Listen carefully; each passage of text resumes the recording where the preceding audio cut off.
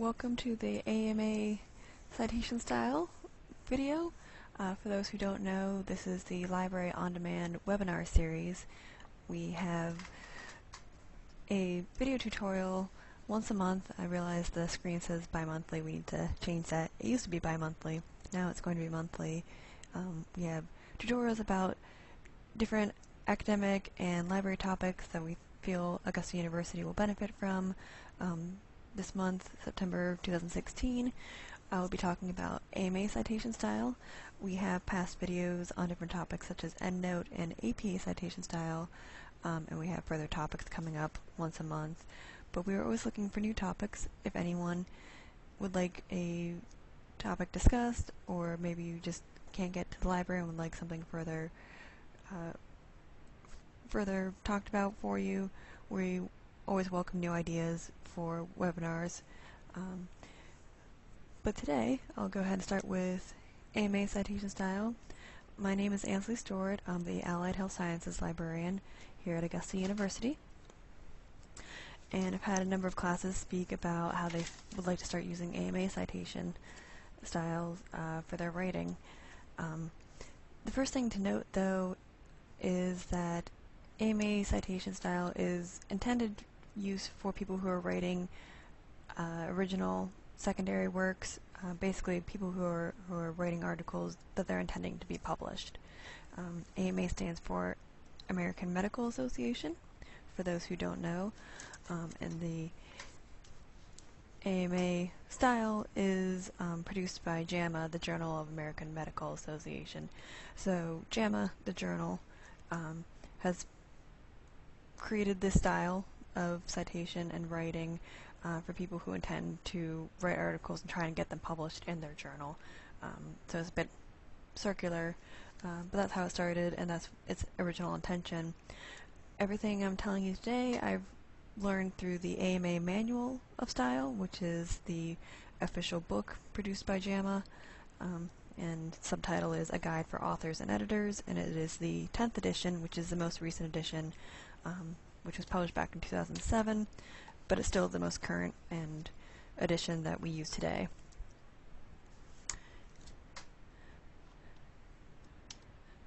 Alright, so I'm going to start off by talking about style first, and then I'll delve into the citations and references. We'll kind of do this in order of how you'd be writing a paper. I'm not going to get into the really nitty-gritty details because this style book is over 1,000 pages long, and they have chapters dedicated to things. One chapter is just dedicated to things like pluralization. Another chapter is dedicated to foreign words that aren't in English, and how to do that. There's sections on how to properly abbreviate, how to do study designs and statistics.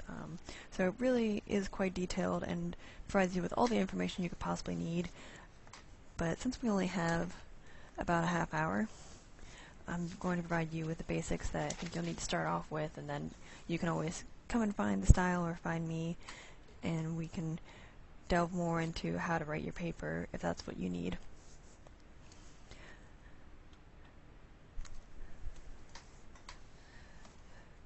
So as I was saying, the style was intended for original works for publication. The types of articles that you would use this citation style for is reports of original data, review articles, descriptive articles, consensus statements, and clinical practice guidelines, articles of opinion, correspondence, reviews of books, journals, and other media, and there are a few other types of articles such as personal reflections and essays, news articles, obituaries, reports, articles based on clinical photographs, those kinds of things.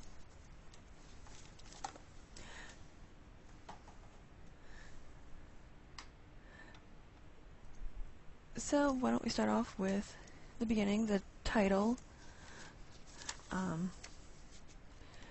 AMA stresses that for titles and subtitles, titles should be concise, specific, and informative, and should contain the key points of the work. So to show you an example, we have the example of a title of psychiatric disorders. Whoop, if I can spell that.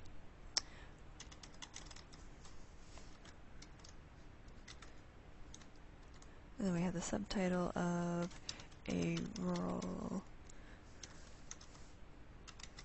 urban comparison. So this is an example that AMA provides that is not the best way they want you to write a title and subtitle. Instead, they offer the suggestion of how to a better title that you would use, which would be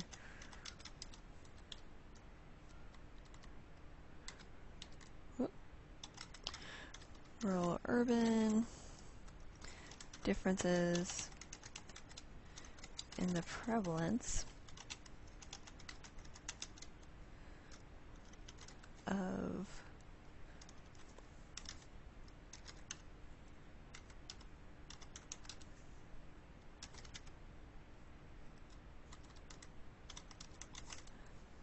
and of course I'll fix the spelling on those.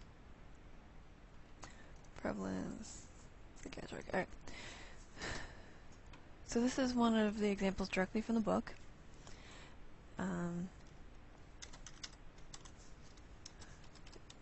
Telling you to avoid this title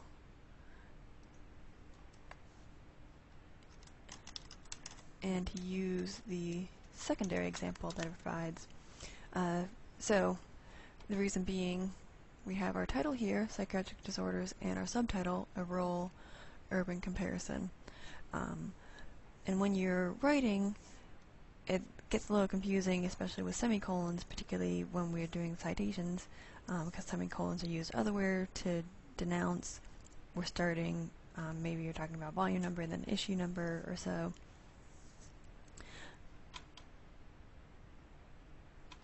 And then instead we have rural urban defenses of the prevalence of psychiatric disorders. So this really lets you know what the article is about for that title, and there's no ambiguity about it. Some other examples would be a title using cocaine use and homicide. A better title would be cocaine use and homicide among men in New York City, so you know exactly what you're about to read with that kind of title. Another one would be cardiovascular evaluation of competitive athletes, semicolon, medical and legal issues. Then better title would be medical and legal issues in the cardiovascular evaluation of competitive athletes. So you also don't want to be passive in your titles. You want to be active, you want to be, as the definition I gave earlier, concise, specific, and informative.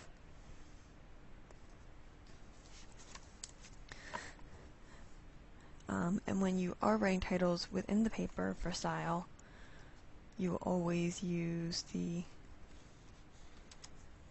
double quotation marks. We're never going to use single quotation marks.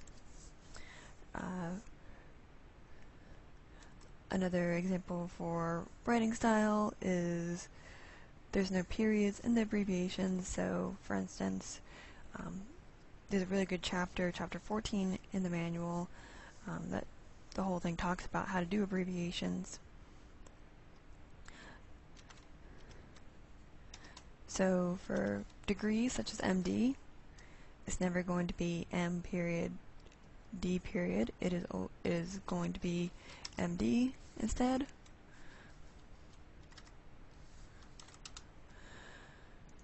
And same for if you're abbreviating a journal. So I'll make up a journal here. Journal of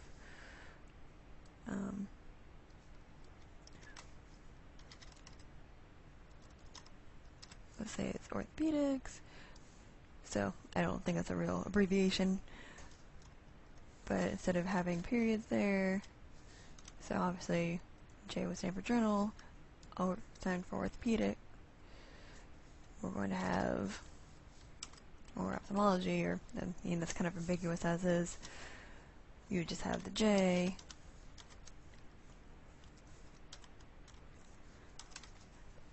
as such. So here's a good example for academic degrees and journal abbreviations. Both are pretty frequent within writing of the style, the writing style of the actual article you'll be writing, and the citations and references that you'll be doing in an article. And those are probably the most common abbreviations you'll come across. JAMA does make a note that you should probably avoid abbreviations when possible. Academic, as we said, academic degrees and abbreviations of journals are pretty standard, but otherwise you don't want to be using abbreviations everywhere. I know it's pretty common in the medical and health science field, but you want to make your sentences as clear as possible. So unless it's a very commonly known abbreviation, such as HIV, you want to be spelling out what the abbreviation says, particularly for diseases and the like.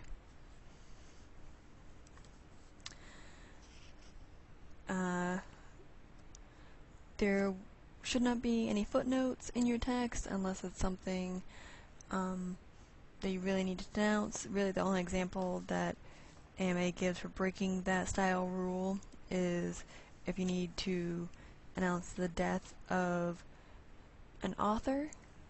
In that case, I'll show you an example.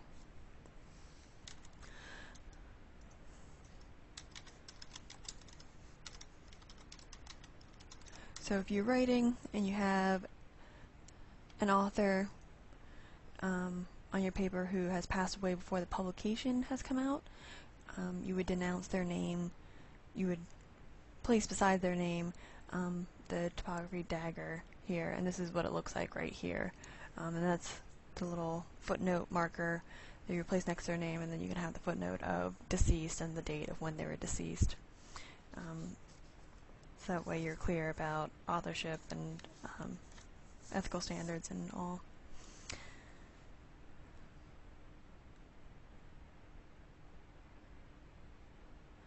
Other than that, for citation style, I'll just give you one more quick pointer of what you should be doing.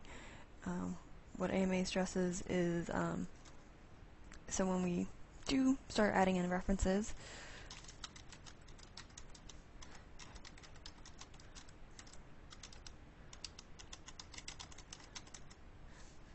and you need to add in that footnote here,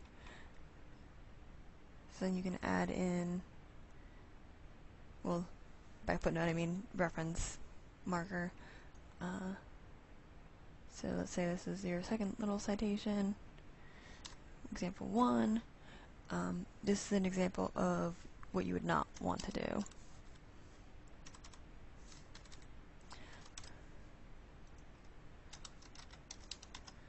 You do not want to have your reference, which we have denounced with the 1 here, and place that right after another Arabic number, or either a number or a measurement, because that could easily be interpreted as a mathematical equation or so. So instead, you want to be placing it at the end of a sentence or a person's name.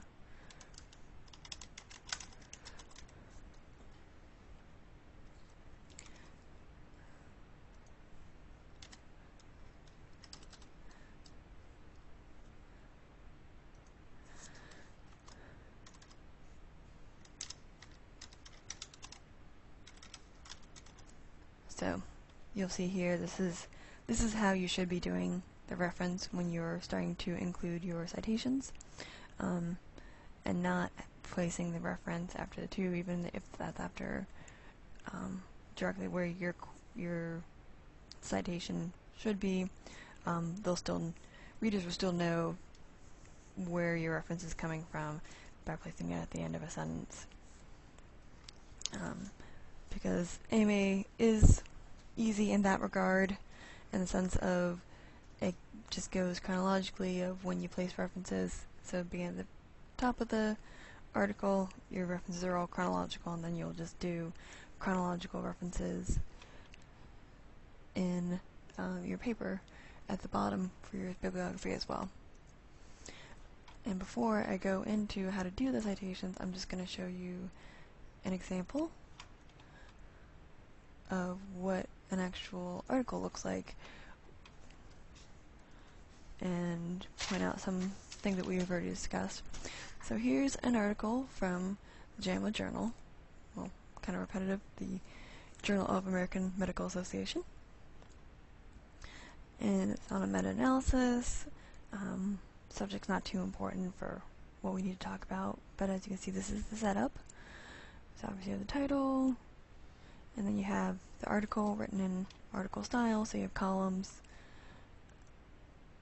methods, results, and we can see along through the paper here that they're including their references. And you can see it's on, as I said, the numbers are placed chronologically as needed. They place them on the outside, so yes, they can go on the outside the period to let you know these are the citations we included. You can jump down. We're going to jump all the way down to the bottom where we have our references. So here's our list of references, and they're all in chronological order. If you reference a work twice, and they're in two separate parts of the article, you can just use the same number later on in the article.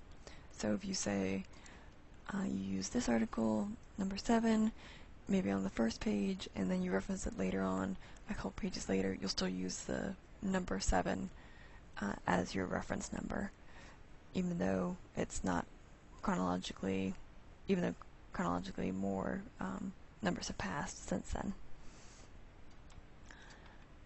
Because there's no point in doing the same citation 2 times in the reference list.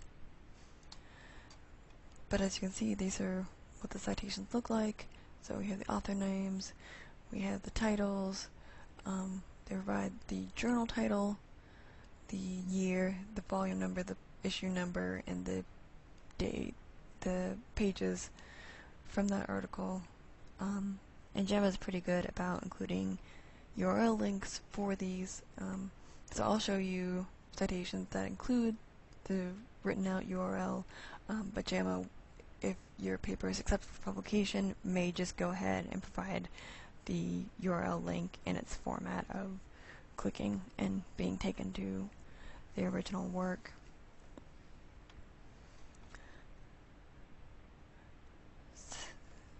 So now that we have seen an article at the very end of what it looks like, I'll break down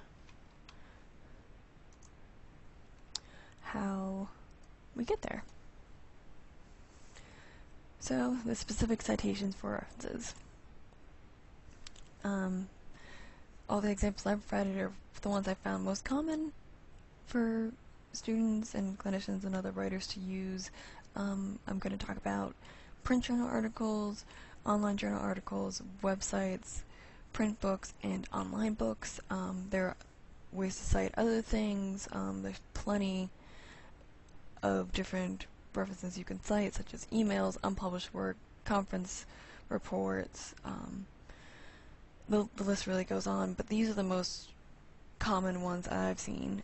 So if you need help with one that is not on this list, please let me know, or again refer to the AMA book that we have here at Greenblatt Library, the AMA Manual of Style. So, for a print journal that you find, here is how you would cite that. As you can see, this is with one author. So with one author, you would just have the regular author's name, and then you can have their initials here. You can, if it's a singular author, you could include their full name, so it could be Spencer. Maybe the person's first name is Linda, so Spencer Linda. And an initial, it's really based on how the author, has established their name in other kinds of writing articles. So it's really kind of up to the author, but when there's more authors, it's better to provide just the first 2 initials for their abbreviation because it saves you more space. So the author, then we have article title, and then we'll have the journal name, and the journal name will be in italics always. And then AMA encourages, as we said earlier, abbreviation. If you're not sure what the abbreviation of a journal would be, you could typically just Google it, or you could look through the AMA manual style book, and they have all the listed ones that are approved by Medline. Then you have the year of publication, you have the volume number of the journal, you have the issue number of the journal, and then you have the page numbers where that article would be in the journal. It's all pretty basic stuff. It changes up a little bit when there's 2 to 6 authors. So just to see, you would separate them by commas here. So in between each comma is a separate author, otherwise everything stays the same. Italics for a journal name, page numbers, etc. But when you get to more than 6 authors, you would just have the first 3 primary authors, and then you'll separate with a comma and put et al. And finish with a period. And again, as you saw with the example, these are written articles, so they really need to save space when printing these, because adding however many authors would take up too much room with the little tiny columns they provide for the reference list. And often there are a lot of authors on some articles.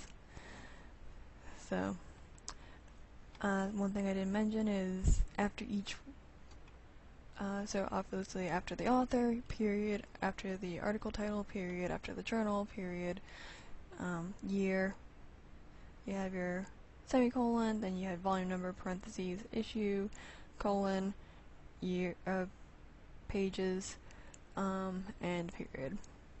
And yes, those are all important as well to help break things up. I think we'll get this you'll be able to see it visually in another example, but it is important to know that for some articles, or more so with books and other reference types, authors isn't always meaning the person who wrote the work that you're citing. Sometimes it means the editor.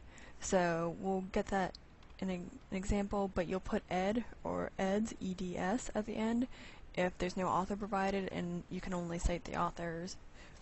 You can only cite the editors. So yes, this is the space of the authors, but it could also be the space of the editors as well. Authors is kind of a placeholder here for the person who created the work that you're citing.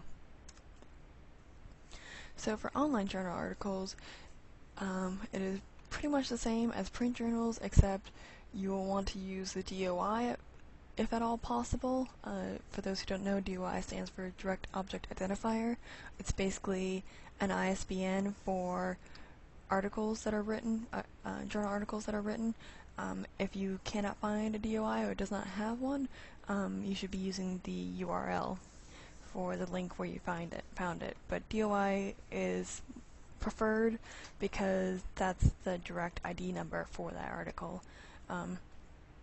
Instead of URLs, which usually kind of break down after a year or two, there's a good chance of clicking on a URL and saying, oh, page not found, especially the longer that the article is out there on the web.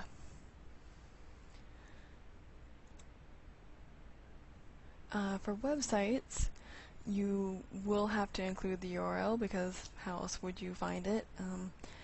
So as I was saying, author or organization is basically the main person or group of people who created the work that you are citing. So for here we will have Centers for Disease Control and Prevention instead of it being a single author that we could find. You will include the title of the web page that you're looking at, and then you'll have the name of the entire website that you're looking at. Then you will include the URL of the web page and what date you accessed it. That's very important as well because often these web pages are revised and updated. So if your information is out of date, it could be because you accessed it at an earlier point and it's since then been updated. For books online, books are, again, kind of similar to journal articles. You have your author, you have your book title, which will always be in italics, similar to journal titles. You have the edition number of the book if it's second edition or further along. If it's a first edition book, there's no need to put the edition number. But second, third, fourth, etc., you will need to put the edition number. The location of the publisher, these are all the things you can find in the publishing page within the first few pages of the book. The name of the publisher, the copyright year the book was published, or copyrighted, however you want to put that, the URL of where you found the book online. So if you borrowed it from a library, you put the URL of the library page you got it from, or somewhere else, and then again the date that you access the electronic book. Putting an access date for anything you find online is pretty important. It's not as required for online journals because they should just be PDFs of the original printed edition of the article, and if that article changes, then they'll put out a new publication of it and specify that it has been updated or revised or so. So a book in print is a little more streamlined. Again, author, book title, make sure it's in italics. Edition number, not needed for the first edition, but for any other, yes. Location of publisher, publisher name, and copyright year. And then you also have, if you just have a book chapter in print, so this is handy if, say, you're just referencing a single book chapter within a textbook or so. You will want to include the chapter author, the book chapter title, the book editor, because again this is probably something you'll be using for a textbook, so editors are very important when referencing textbooks. The book title, again always in italics, the edition of the book if second edition or later, the location of the publisher name, the copyright year, and the inclusive pages for the book. And you can also use inclusive pages if you're citing an entire book as well, if you would like to be extra friendly, but it's not necessarily required. Other than that is all the information I have to share with you today about AMA citation styles. If you have any questions, feel free to reach me at Stuart, that's ASTUART, at augusta.edu. Again, my name is Ansley Stuart. I'm the Allied Health Sciences Librarian, and this webinar will be has been recorded and will be put up on YouTube to watch at a later date. Other than that, we hope to see you at the next Library on Demand. Have a good day.